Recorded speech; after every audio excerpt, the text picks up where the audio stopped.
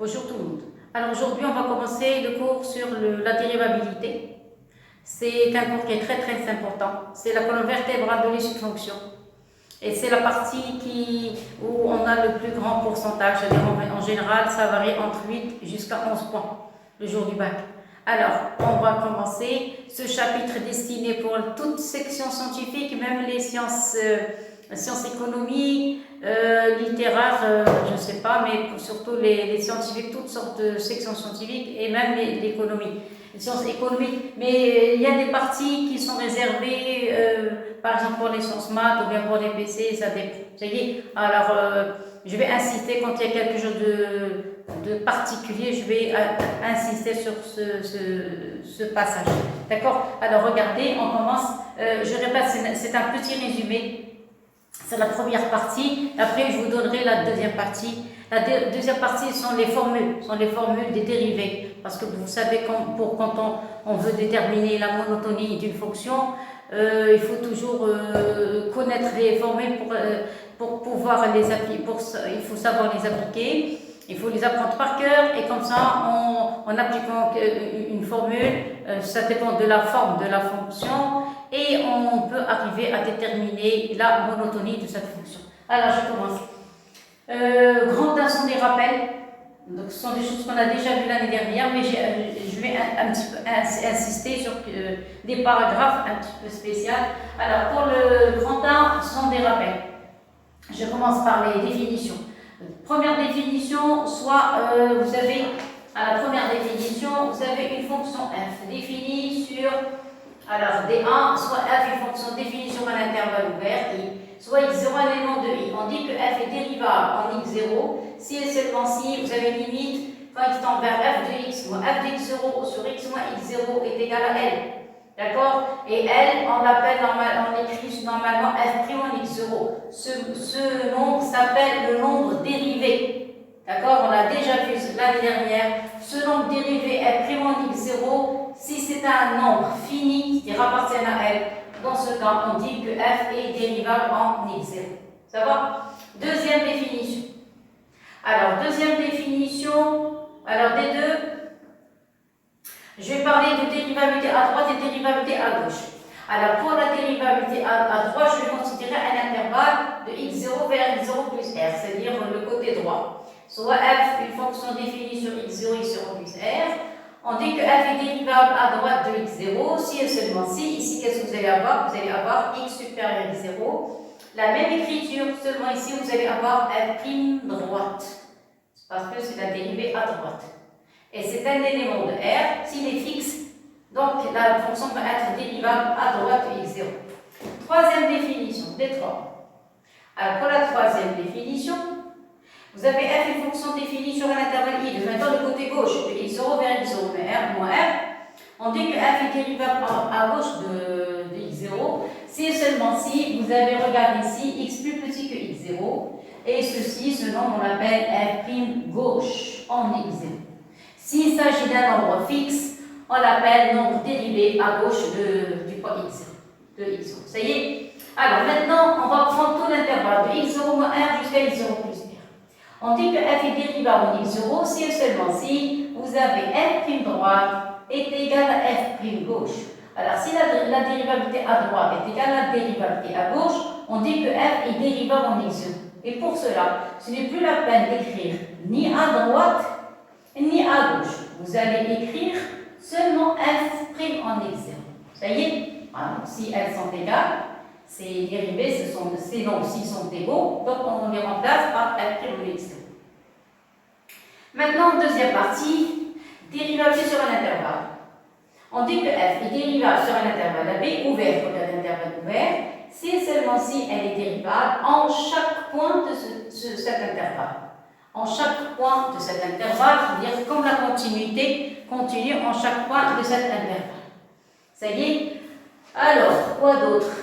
Oui, maintenant, ça c'est le premier point, attendez. Ça c'est le premier. Attendez, je prends la couleur noire. Couleur noire. Ah, dans ce cas, qu'est-ce qu'on a dit? F, dérivable et l'intervalle ouvert. Ça y est? Alors, maintenant, quant à ceci, on dit que f est dérivable sur l'intervalle maintenant fermé. Alors, si on dit que f est dérivable sur l'intervalle fermé, si et seulement si elle est dérivable sur l'intervalle ouvert, si elle est dérivable à gauche de A et à droite de A, regardez, à droite de A et à gauche de B. Clair? C'est le code d'un intervalle fermé. Voilà, c'est terminé. Je passe au troisième point. Ça y est, elles sont que des phrases. Apprendre par cœur. Vous allez prendre cette feuille, cette vidéo, comme s'il s'agit d'une feuille. Et vous allez apprendre par cœur et après vous allez écrire ce résumé. Vous êtes obligé. Si vous voulez apprendre ça par cœur, ça va vous aider à avoir minimum 6 points le jour du bac, ce chapitre. Voilà, je passe au point au numéro 3, dérivée seconde. Alors, pour la dérivée seconde, si f est dérivable sur i, si elle est dérivable sur i, donc elle a une fonction f', sa dérivée. Si f' est aussi dérivable sur i, alors on appelle, regardez ici, ça c'est prime, et ici vous avez 2. Voilà, alors celle-ci s'appelle la dérivée de f'. Et ça, par rapport à f', par rapport à f, on appelle la dérivée seconde. Vous voyez? Et voilà, donc ça c'est la dérivée seconde de f. Je continue. Ah, ça c'est la partie la plus importante. Regardez, plein de dessins. Cherchez n'importe quel livre, vous ne pouvez pas trouver toutes sortes de dessins. Et encore, il reste encore d'autres, mais moi je vous ai donné la plupart des cas. Ça y est, alors, interprétation géométrique, je vais vous expliquer parce qu'il faut bien écouter ici. Alors, quatrième partie, interprétation géométrique. Soit f est une fonction dérivable en x0. Soit c'est de f sa représentation, la courbe représentative de f. Ça y est. Alors, la droite t qui passe. Alors ça c'est un but. La courbe représentative. Ça y est. Alors, la droite t qui passe par le point A de coordonnées x0, f de x0. Et donc, le coefficient directeur est f' en x0. Alors, le coefficient directeur, je le souligne en rouge. Voilà. S'appelle la tangente à la courbe C de f en A. Et elle est définie par, voilà, l'équation de la tangente. Vous allez me dire qu'est-ce que ça veut dire la tangente. Attendez. Alors, voilà la courbe C de f qui est en rouge. Par cœur. Elle dit de manière indiscutable l'équation de la tangente. C'est quoi l'équation? C'est quoi cette tangente? Normalement, je dois l'encadrer en bleu parce que j'ai fait le dessin en bleu. Vous voyez, tangente en bleu. Voilà, c'est une droite qui touche C de f en un seul point. Voilà.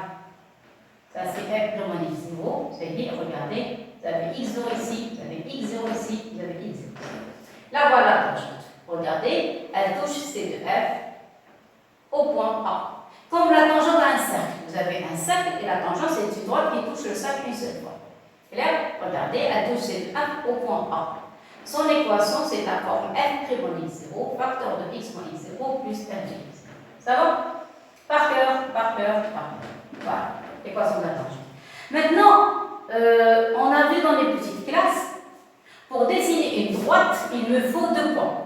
Donc, je détermine d'abord l'équation. Écoutez bien, je détermine d'abord l'équation de la tangente, il s'agit d'une droite. Et on a vu pour dessiner une droite dans le plan, on choisit 2 points de la droite, on cherche 2 abscisses avec 2 ordonnées et on les place et on dessine la droite. On est d'accord? Mais pour l'étude fonction, ce n'est pas la peine. Voilà une méthode pour dessiner la tangente à la courbe.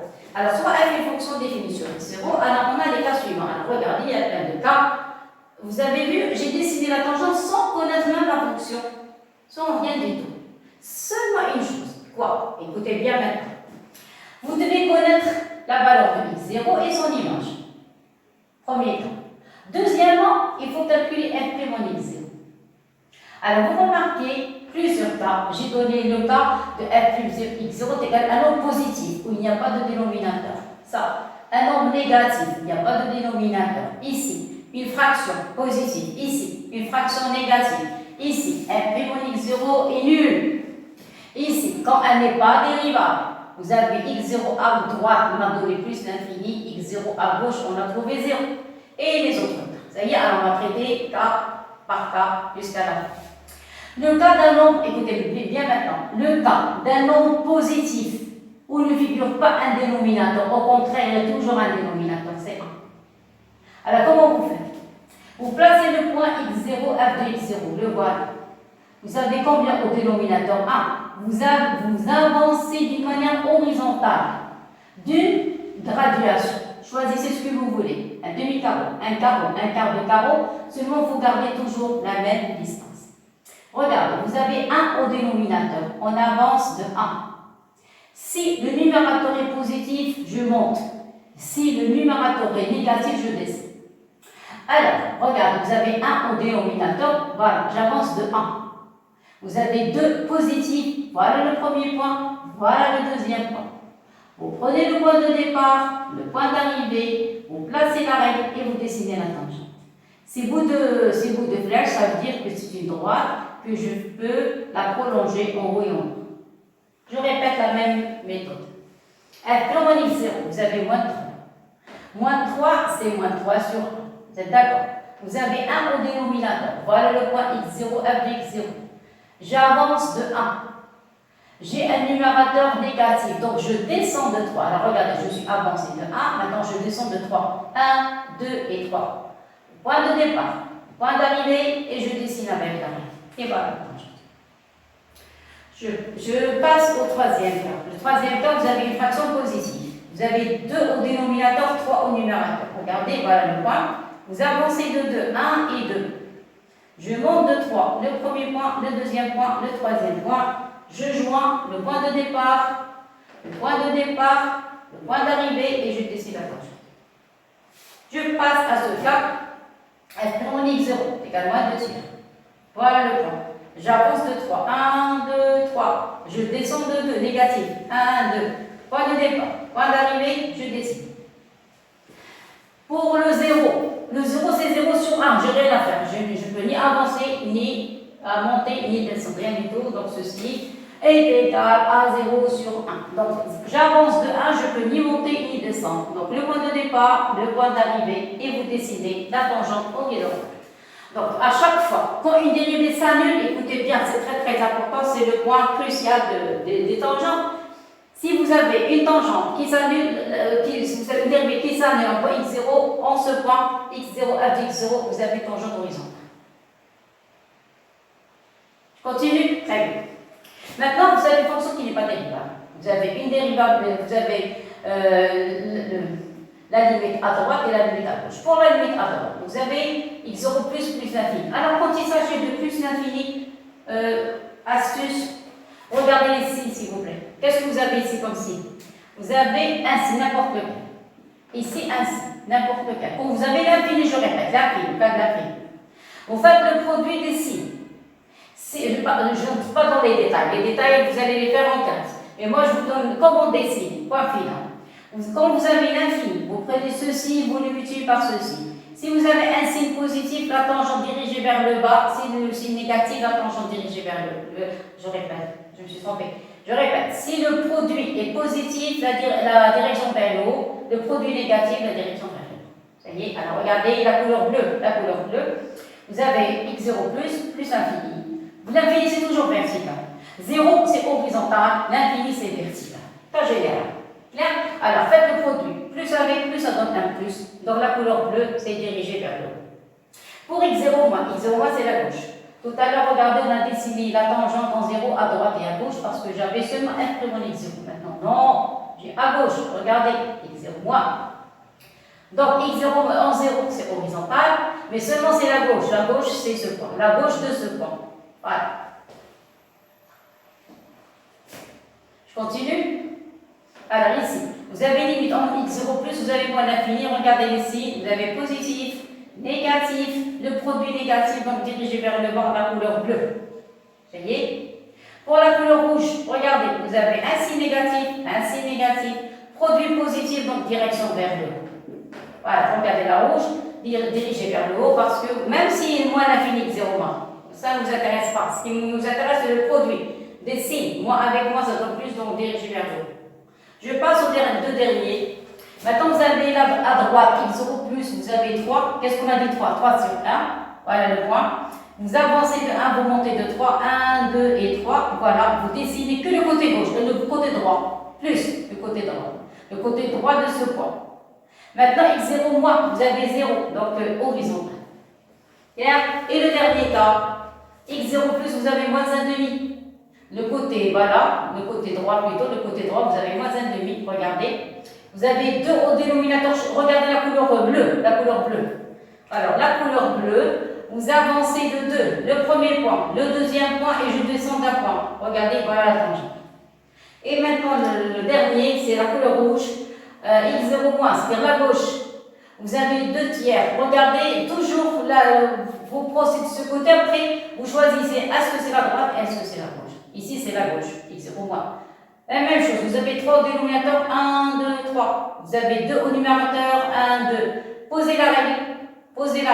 Point de départ, point d'arrivée. Suivez le marqueur, s'il vous plaît. Vous prenez la direction et après, vous dessinez que le côté gauche par rapport à ce point.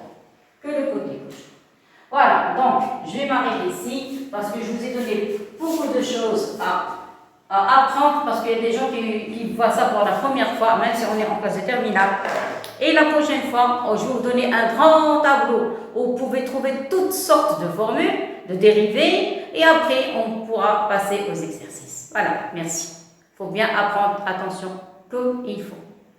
Alors maintenant, on va passer à la deuxième partie. La deuxième partie concerne les formules. Parce que quand on veut étudier la monotonie d'une fonction, il faut calculer sa dérivée, étudier le signe de la dérivée, et comme ça, on peut savoir si la fonction f est croissante ou bien décroissante ou bien constante. Allez, deuxième partie, on va parler des fonctions dérivées. Alors, vous avez soit f, une fonction dérivable sur un intervalle i. C'est quoi la dérivée de la fonction f? C'est la fonction, on note ici, un petit truc ici, comme ça, voilà la fonction f' définie par. F', c'est de l'intervalle i vers r à x, on fait correspondre f' de x. Alors, on a toute une série de formules, ça y est. Alors, je vais vous donner, ça c'est la première partie, et je vais vous donner un autre tableau. Vous allez avoir 2 tableaux de formules. Un tableau complet, presque complet. Vous allez avoir presque 99% des formules qu'on peut trouver sur les livres. N'importe quelle sorte de fonction. Je vais vous donner les formes des dérivés. Vous devez apprendre ça par cœur. Vous allez prendre une feuille, vous allez dresser toutes ces formules sur une même feuille, c'est-à-dire que vous allez avoir une page complète, vous allez la diviser, une page, il reste encore presque le même tableau, le même nombre de fonctions. Vous allez dresser comme ça le tableau. Si vous faites une petite remarque, j'ai divisé le tableau en 2 parties. Regardez, en 2 parties. Toujours vous avez f et f', f et f'. Seulement, il y a une petite différence entre la première partie et la deuxième partie. C'est pour ça que j'ai mis ici 2 barres. Ici, ça concerne que les x. Ici, ça concerne que les fonctions. Alors, u, c'est une fonction. Ça y est, il reste encore, j'ai dit encore je ne sais pas, plus d'une dizaine de formules qu'on va ajouter à ce tableau. C'est un tableau qui est incomplet. Ça y est. Alors, on va suivre les règles.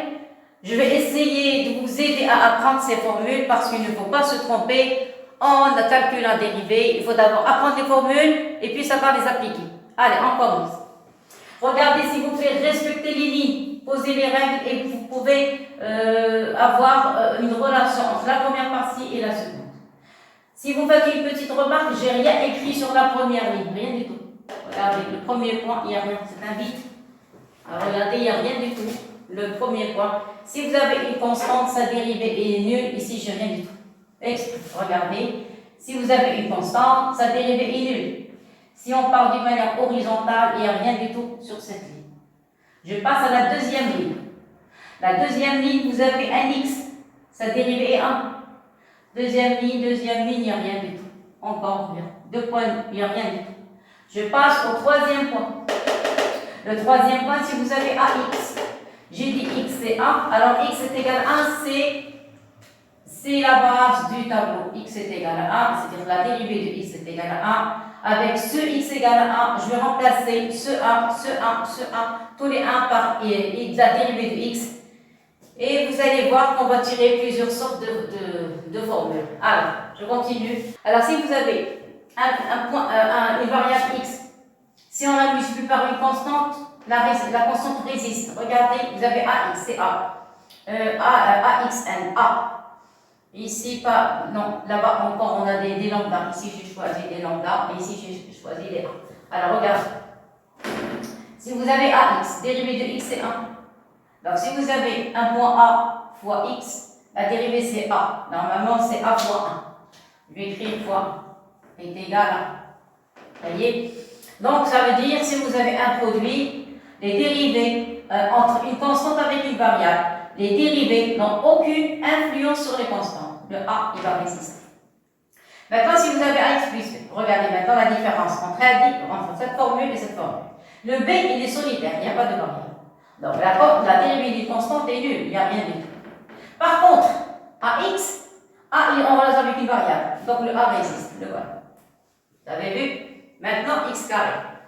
C'est quoi x carré? Qu'est-ce que vous avez ici en tant que puissance? Vous avez 2. Voilà, vous posez 2 ici, sur la ligne, et vous retranchez 1 de la puissance, il va rester 1. Je répète, vous posez la puissance sur la ligne, ça y est, et retranchez 1 de la dérivée. Ça va? Alors, je continue. Cette formule, ça donne ici 2, a et x.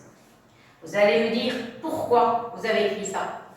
Le a, il ne figure pas ici. Le a, il est avec tout le calcul, de a jusqu'à z. Le a ne change aucun calcul quand il s'agit de produire. Ce qu'on appelle l'élément neutre. Un élément neutre, si vous avez un point, un nombre fois 1, le nombre ne change pas. Il reste toujours le même nombre. Mais j'ai fait ça pourquoi? Pour remplacer le 1 par la dérivée de x. Donc vous allez avoir 2x', x. Alors vous allez me dire pourquoi on a fait ça. Voilà la relation. Si vous remplacez x carré par u carré, c'est une fonction. Voilà le résultat, vous allez avoir 2 u'. Vous avez vu? Regardez cette ligne. X carré, c'est 2x. Normalement, dans les exercices, on écrit dérivée de x carré, c'est 2x, on s'arrête là. Mais seulement pour trouver un lien entre cette partie et cette partie, vous avez 2x, je répète, c'est 2 fois 1 fois x. A, c'est la dérivée de x, c'est x', x. Maintenant, vous faites un changement de variable. Je vous donne ça seulement pour retenir les formules. Enlevez les x, remplacez-les par la fonction u. Donc, vous allez avoir 2 u', là voilà. Je fais le même travail, x', x puissance n. C'est n, regardez, la puissance, vous avez ici n. Je la pose sur la ligne et je retranche 1. Vous avez n, ça c'est le cas général, n moins 1. Clair? C'est quoi ça? C'est n fois a fois n moins 1 est égal à n fois x' fois x puissance n moins 1. Passez sur cette ligne, remplacez les x par les u. Qu'est-ce qu'on obtient? On obtient u puissance n, sa dérivée c'est n, u puissance n moins 1. Là-bas, n, u puissance n moins 1. Attention les lignes, respectez, sur la même ligne. Maintenant, si vous avez ax n moins 1, tout à l'heure on a dit, si on a une variable multipliée par une constante, ça y est, au passage de la dérivée, on ne touche pas la constante et on travaille seulement avec la variable. C'est la même chose ici. Si vous avez lambda xn, vous avez vu, c'est lambda n, u' puissance moins 1. Vous avez lambda une constante, donc le lambda intouchable, comme ici le a. Ça y est, voilà, donc je passe à l'autre ligne, donc ici c'est la même chose. Donc elle ressemble à celle-ci. Qu'est-ce qu'on a ajouté? Seulement la constante. Maintenant, 1 sur x, la dérivée moins 1 sur x. Je répète, toutes ces formules, vous avez fait leur démonstration de classe. Donc moi, je ne prends que la fin de la démonstration, c'est-à-dire la synthèse. Alors, 1 sur x, la dérivée c'est moins 1 sur x. C'est quoi ça? C'est moins x' sur x. Toujours 1, qu'est-ce que je vous ai dit? 1, c'est la dérivée de x. Remplacez ici dans la même ligne. Attention, j'ai dépassé un petit peu la ligne. Donc je vais faire. Attendez 2 secondes. Parce que je dois avoir la même ligne. Vous êtes d'accord? Voilà, je vais faire un petit peu 1 sur x, un tout petit peu.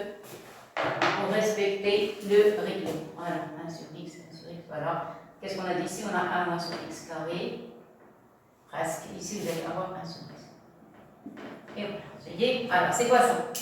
Alors ça, qu'est-ce qu'on a dit? C'est moins x' sur x compare. Vous voyez, passez à l'autre bout, remplacez x par u, vous allez avoir moins u' sur u carré. Voilà, moins u' sur u carré. Vous voyez? Maintenant la racine. La dérivée de racine, c'est 1 sur 2 racines de x. C'est quoi ça? C'est x' sur 2 racines de x. Toujours 1, c'est x'. Passez de l'autre côté, le cas d'une fonction, racine de u, vous allez avoir u' sur 2 fois racine. Clair, racine n. Racine n de x, vous allez faire la démonstration de classe. Qu'est-ce que vous allez trouver? Qu'est-ce pour racine n? Alors, qu'est-ce que ça donne? Ça donne 1 sur 1 racine n x puissance n moins 1. Vous retranchez 1, qu'est-ce que ça donne? Ça donne x' sur n racine n de x puissance n moins 1. Et voilà. Ça va? La même chose. Remplacez le x par u. Vous allez avoir racine n de u est égal à u' sur n racine n u puissance n moins 1. Par cœur, par cœur, par cœur. C'est de manière indiscutable. Il n'y a rien à faire ici. Il faut apprendre. Maintenant, la dérivée de sinus x, c'est cosinus. Ça y est. Ici, c'est de la fonction f. Parce que vous avez la fonction sinus, la fonction x plus b. Ça y est. Alors ça, c'est toute une démonstration. D'accord? Donc, je vais parler d'abord des fonctions simples. Pour les sciences x, la plupart du temps, on ne donne que de ces fonctions. Pour les sciences maths, la plupart du temps, on donne des sinus avec des ax plus b ou bien des fonctions u, cas général. Donc, la dérivée de sinus x, c'est cosinus x. Dérivée de cos x, c'est moins sinus x. Dérivée de tangente, c'est 1 plus tangente carrée. Et on sait, d'après les formules de formules trigonométriques, on a vu en seconde, j'ai dit en tronc commun, 1 plus tangente carrée est égal à 1 sur 1 plus cos 1 est égal à 1 sur cos carré. Donc, attendez, 1 sur cos carré. Cos carré x.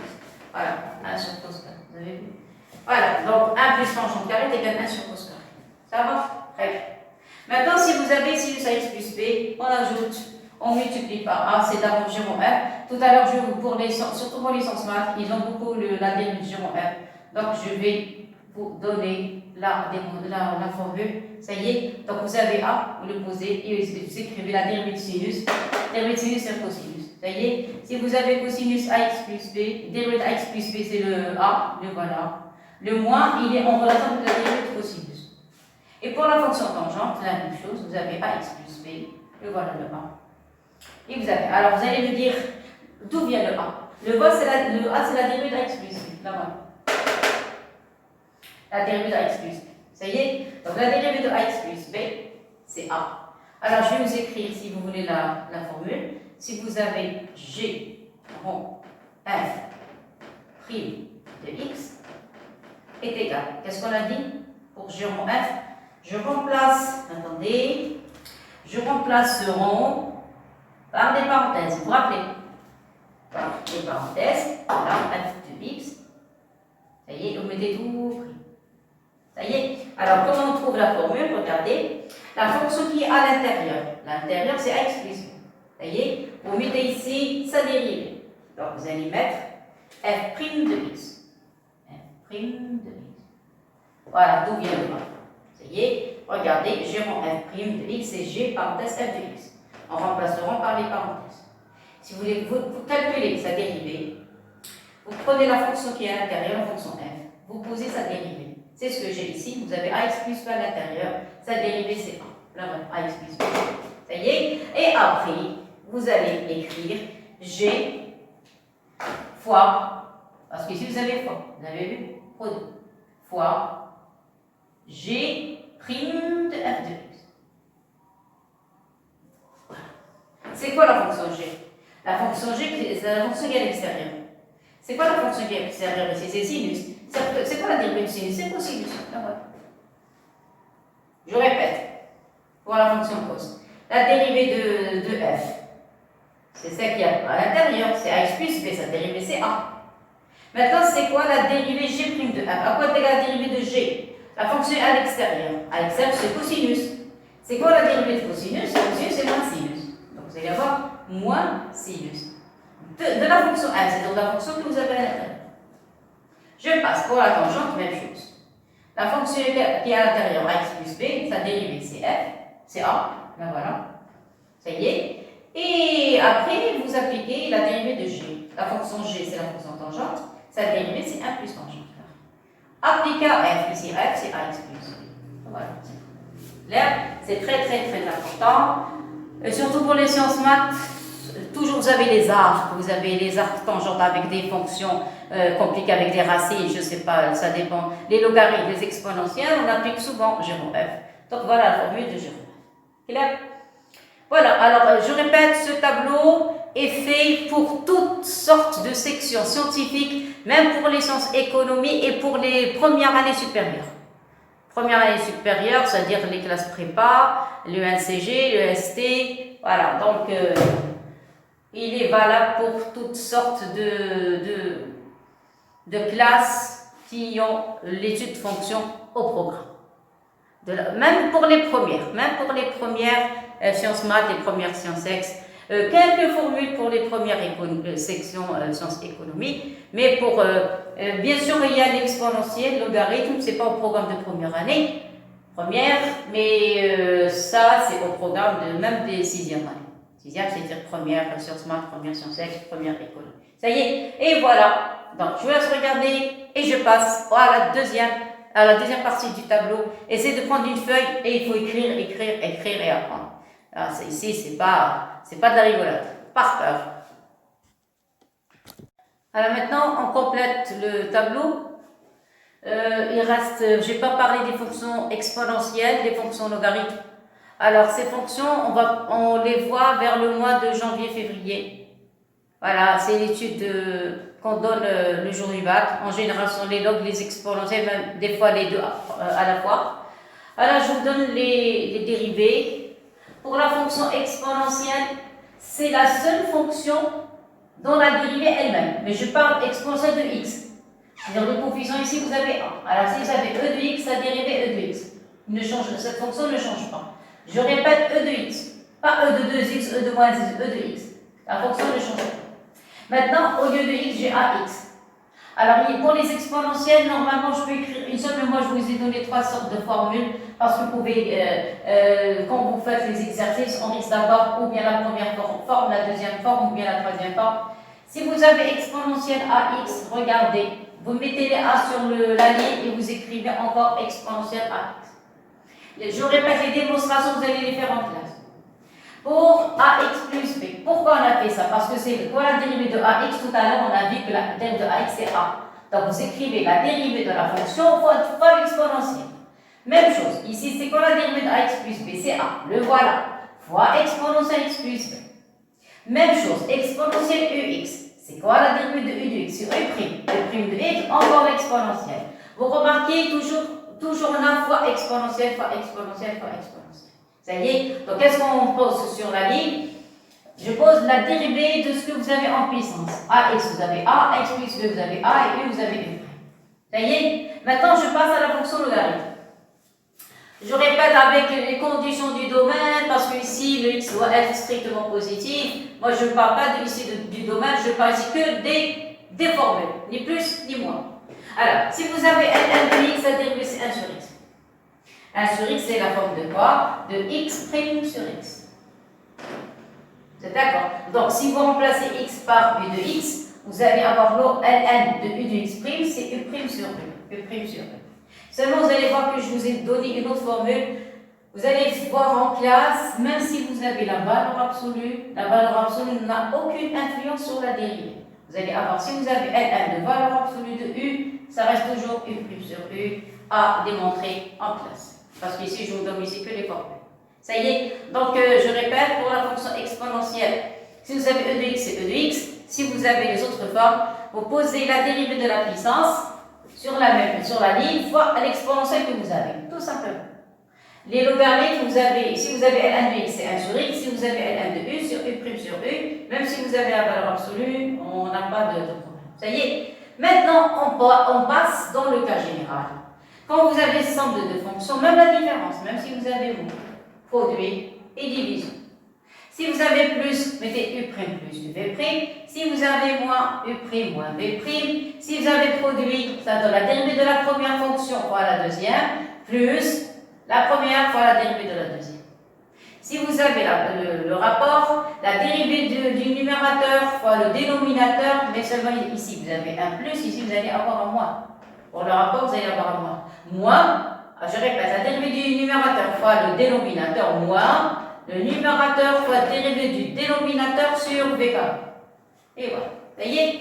Et maintenant, on va passer à la fameuse fonction réciproque quand on demande des fois la dérive. Alors ici, les élèves toujours ils ont des problèmes dans cette partie. Regarde, on vous donne un x0. Un x0, attendez, prenez, alors x0 appartient à i. Vous êtes d'accord? Alors, si x0 appartient à i, ceci est équivalent à y appartient à j. Y0 appartient à j. Et c'est quoi y0? C'est l'image de f de x0. Ça y est? Alors, si y0 est égal à l'image de f de x0, dans ce cas ici, vous allez avoir f moins 1 de y0 est égal à f de x0. Vous êtes d'accord? Voilà. Alors, s'il vous plaît, il faut bien écouter. Quand on vous donne f moins 1 prime de quelque chose, ici vous avez la dérivée, ça y est, d'un nombre. Ce nombre, c'est une image. Regardez, vous avez, c'est un y0. Ce nombre, même si on ne le dit pas, mais en général, on ne le dit pas. Si vous avez f moins 1 prime d'un nombre, écoutez bien, ce nombre, c'est une image. Alors, c'est à vous de trouver c'est quoi l'antécédent. Des fois, on le donne, mais des fois, on ne le donne pas. Donc, vous devez trouver l'antécédent. C'est quoi le x0? Voilà, j'écris y0 égale f de x0. Alors, je répète, quand on vous donne f moins 1 prime d'un nombre, ce nombre, c'est une image. Elle appartient à j. Alors, qu'est-ce que vous faites? Vous essayez de chercher l'antécédent si on ne vous le donne pas. Si on vous le donne, ça y est, vous pouvez gagner beaucoup de temps. Ça y est, après, une fois que vous avez l'antécédent, vous écrivez 1 sur f prime de cet antécédent. Tout simplement. Vous prenez la dérivée, vous remplacez le x par x0, vous écrivez 1 sur f prime. Alors ça, je l'ai ajouté surtout pour les sciences X. Pour les sciences maths. Les sciences X en général, ils ne travaillent pas avec cette partie. Regardez, parce que la formule x0, c'est quoi x0? Regardez, x0 c'est f moins 1 de y0, je remplace tout simplement. Regardez, x0, là voilà, l'expression, c'est f moins 1, c'est f moins 1 de y0. Ça y est? Alors ça, en général pour les sciences maths, mais les sciences X s'arrêtent ici. Je répète, y0 c'est une image, c'est de la forme f de x0. Une fois on a l'antécédent, on prend la dérivée f', on remplace x par x0 et on écrit 1 sur f' en x0 et ça y est, c'est gagné. Clair? Maintenant, je passe à la fonction. En général, la fonction, en général, que elle est faite pour les sciences maths. Pour les sciences X, on leur donne directement des trucs simples. Ça y est? Alors, regardez, c'est la même chose. Seulement ici, y0, j'ai pris y0 dans J. Maintenant, le x appartient à J directement. Depuis le départ, j'ai pris x appartient à J. Voilà. Alors, si x appartient à J, c'est-à-dire qu'il va prendre la place de y0. Regardez, le x, regardez, le x a pris la place de y0. Ça y est? Donc, si le x a pris la place de y0, vous allez avoir ici 1 sur f', f moins 1 de x. Regardez, changement de variable. Ça y est? Regardez bien. J'ai remplacé le y0. Ça, c'est dans le cas général. Parce que regardez, c'est un x, c'est une fonction. Ici, vous avez y0, c'est un point fixe. x0, y0, c'est un point fixe. Mais ici, c'est dans le cas général. La seule chose, c'est que y0 appartient à j. X appartient à j, donc vous avez la même chose, le même ensemble de départ. Ça y est? Donc qu'est-ce que j'ai dit? Regardez, surtout pour les sciences maths, si vous avez un y0 ici, c'est appartient à j, vous écrivez 1 sur f' moins 1 de ce nom. Donc remplacez y0 par x, vous allez avoir f', regardez f', parenthèse, f moins 1 de ce nom qui est x. Et voilà. La deuxième partie du tableau. Claire, je répète, par cœur et par cœur. Voilà, donc vous pouvez commencer à regarder bien et vous pouvez compléter maintenant votre tableau. Alors, s'il vous plaît, pour la fin, j'ai laissé la fonction arc-tangente. Cette fonction concerne les sections sciences maths et les classes supérieures. Alors, si vous prenez f de x égale, si vous avez un arc-tangente, la dérivée c'est 1 sur a plus x carré. Je répète toujours la démonstration, vous allez la faire en classe. Maintenant, tout à l'heure, qu'est-ce qu'on a dit? C'est quoi le 1? 1, c'est toujours il joue le rôle de x'. Donc ici, vous allez avoir ici x' sur 1 plus x au carré. Ça y est? Alors, pour le passage de l'autre côté, vous allez avoir ici arc, tangente, d'une fonction u de x. Ça y est, alors vous n'avez qu'à remplacer le x par u de x. Et qu'est-ce que vous allez avoir ici? Vous allez avoir u' sur 1 plus u carré. Bien sûr, avec les conditions du domaine, avec tout. Ça y est, et voilà. Donc ici, vous allez avoir 1 carré. 1, voilà. Comme ça, c'est correct. Ça y est, donc vous allez avoir u' sur 1 plus u au carré. Clair?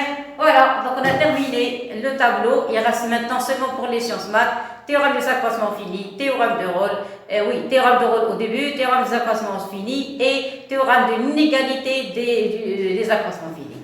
Très bien, c'est tout ce qui reste. Et on termine le chapitre et on passera, Inch'Allah, aux exercices. Allez, maintenant on va passer au théorème. Maintenant, ça y est, dernière partie du chapitre concernant mes dérivés. Alors, j'ai laissé la dernière partie, elle est faite seulement pour les élèves de sciences maths et pour les élèves des classes supérieures. Alors, ici, je vais parler du théorème de Rolle et théorème des accroissements finis. Alors, théorème de Rolle, c'est quoi les conditions pour pouvoir appliquer ce théorème? Regardez, théorème de Rolle, soit f une fonction définie sur un intervalle AB. Ça y est, toujours fermé. J'ai pris A inférieur strictement à B parce que vous remarquez dans l'exercice, des fois on a des divisions. Regardez, dans le cours plutôt, vous avez B moins 1. Il faut que B soit différent de A. Ça y est. Alors, toujours les mêmes conditions. Si f est continu sur AB, si f est dérivable sur AB, ici, continuité intervalle fermé, dérivabilité intervalle ouvert. Et si vous avez f de A est égal à f de B, donc ici vous avez trois conditions pour pouvoir appliquer le théorème de Rolle. Trois conditions. Alors, si vous avez ces trois conditions, il existe au moins, on peut avoir plusieurs, il existe au moins un élément C de l'intervalle AB tel que f' de C est égal à 0. La démonstration, on l'a fait en classe, donc moi j'ai donné que le théorème et nous on va l'appliquer dans les exercices. Je passe au deuxième théorème. Alors, deuxième théorème, les mêmes conditions. F une fonction définie sur AB fermé avec A inférieur à 0.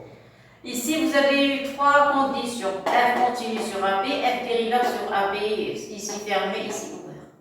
Là-bas, j'ai que deux conditions, je ne suis pas la traduire. Vous voyez? Donc, si vous avez F continue sur AB, fermé, F dérivable sur AB ouvert. Si vous avez seulement ces deux conditions, on peut trouver au moins un C. On n'a pas à écrire unique, un C appartenant à l'intervalle AB, tel que F de B moins F de A sur B moins A est égal à F' de C. Vous remarquez ici, il ressemble au taux d'accroissement. Vous voyez? Donc, si on passe aux limites, il manque LIM, et comme ça, on a le taux, on a le nombre dérivé. Mais ici, il n'y a pas de limite. Donc, seulement vous avez F de B moins F de A sur B moins A est égal à F' de C. Ah, pour la démonstration, il suffit seulement de considérer une fonction, l'appeler admettant G, d'écrire G de x est égal à ça moins F' de C. Vous allez remplacer. Vous allez appliquer théorème de Rolle. Vous allez appliquer théorème de Rolle et comme ça, vous pouvez trouver l'existence de C. Ça y est, donc nous, on ne va pas donner la démonstration, mais je vous ai dit comment vous allez faire. Vous allez mettre un prime de C de l'autre côté, essayer de faire apparaître une variable. Bien sûr, il me faut une variable et appliquer théorème de Rolle. C'est que vous avez le résultat. Je continue. Oui, j'ai oublié. Pour la deuxième. Il y a des exercices où vous avez des fractions. Il y a des exercices qu'on n'a qu'un calcul normal, il n'y a pas de dénominateur. C'est la même expression. Voilà, G implique d'exister appartenant à B. Donc, selon l'exercice, vous pouvez travailler avec celle-ci comme vous pouvez travailler avec celle-ci, ça revient au même. Puisque vous avez B différent de A, donc vous allez avoir F de B moins F de A est égal à F' de C facteur de B moins A. Vous voyez, on utilise souvent ça dans les suites, quand on a des exercices avec des suites. Maintenant, dernière partie du chapitre, théorème de l'inégalité des accroissements finis. Toujours le même refrain, f, une fonction définie sur l'intervalle AB. Ici, vous avez trois conditions. Lesquelles? Si f est continue sur AB, vous avez vu, on insiste trop sur la continuité sur l'intervalle AB. Parce qu'on a vu, on va l'appliquer ici, on a vu, si f est une fonction continue sur l'intervalle AB, donc f de AB est un intervalle. C'est-à-dire f de x, elle est comprise entre petit m, et moi je parle du cours, pas de ça. F de x est comprise entre petit m et grand m. Donc si vous, on parle de la dérivée aussi elle est bornée. Si f est bornée par de nombres, f' aussi est bornée. Seulement pour f', Dans la première partie, j'ai pris petit m et grand m quelconque, puis dans la deuxième partie, j'ai pris f'. C'est quoi la valeur absolue entre moins k et k? Il est toujours bonnet. Ici, par de nombres quelconques, mais ici, par un nombre négatif, un nombre positif, moins k et k. Donc, selon l'exercice, si vous avez une fonction continue sur A, je vous ai donné deux théorèmes selon les conditions de l'exercice, on travaille. S'il y avait dérivable, continuité, dérivabilité sur un intervalle ouvert, continuité sur l'intervalle fermé. Si vous avez f' de x et compris cette valeur en petit m et grand m, alors vous allez avoir f de b moins f de a et comprise en petit m facteur de b moins a et grand m facteur de b moins a. Sinon, vous allez écrire f' de b moins f de a sur b moins a et compris en petit m et grand m. La même écriture. Voilà, f de b moins f de a sur b moins a et comprendre petit m et grand m, vous pouvez travailler. Sinon, si on vous dit que si f est continu sur A, si f est dérivable sur l'intervalle ouvert, et s'il existe un cas positif, parce que quand on parle de valeur absolue, c'est quelque chose de positif, on peut écrire valeur absolue de f' de x inférieur à k, comme on peut écrire f' de x compris entre moins k et k. D'accord? Alors, vous avez la valeur absolue. Dans ce cas, qu'est-ce que vous allez avoir? C'est quoi f' de x? On a dit f de b moins f de a sur b moins a. De ce côté, vous allez avoir moins k. L'autre côté k, vous pouvez passer à la valeur absolue. Donc, vous allez avoir valeur absolue de f de b moins f de a inférieur ou égal, parce que si j'ai inférieur ou égal, alors petit m et grand m. Si j'ai oublié inférieur ou égal, attendez, inférieur ou égal ici. Et ça y est, et voilà le résultat. Donc ça, c'est selon l'exercice. Et on utilise souvent, s'il vous plaît, pour avoir une idée, cette relation, on l'utilise quand vous avez un plus 1 est égal à f de un. Ici, vous allez avoir f de un plus, vous allez avoir f de un plus 1 moins f de un inférieur ou égal à k, un plus 1 moins un. Pour déterminer la monotonie ou bien pour déterminer les limites des suites. Clair? Voilà la fin du chapitre de dérivés. Maintenant, on va passer aux exercices. C'est un chapitre qui est trop chargé. Oui, alors il y a les petites fonctions, il y a les exercices concernant le théorème des accroissements finis, théorème de Rolle, théorème des valeurs intermédiaires. Trop chargé, vous allez voir. Et même les suites, ça concerne aussi les suites.